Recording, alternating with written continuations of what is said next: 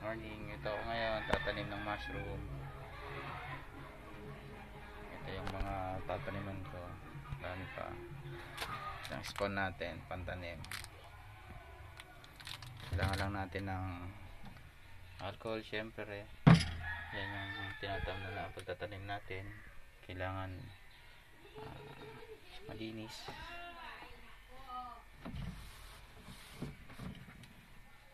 Hanggat maaari, wala tayong masyadong walang dumi para hindi makontam ng spawn natin. Madali kasi siyang mamatay kapag yung napasukan ng mga ibang bacteria. Kinakain ka agad yung spawn natin ng ibang bacteria, kaya nagkakaroon ng mga green mold, white, green tsaka black molds, tsaka yung orange.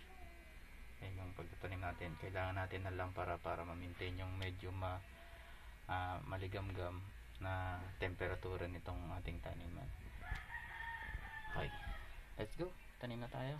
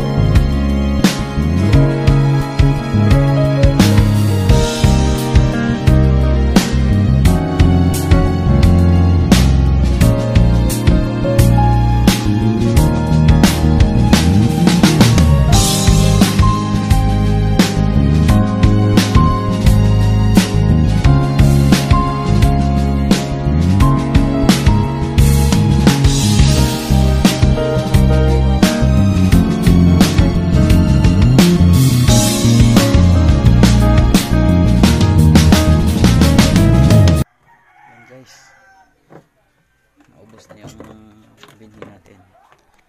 Ito na yung tingnan natin. Yan. Transfer naman natin yan.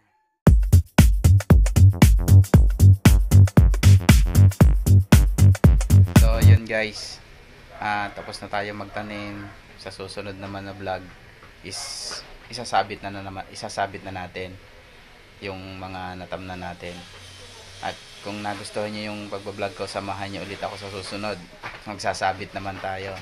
At please, don't forget to share, like, and subscribe. Salamat. Bye.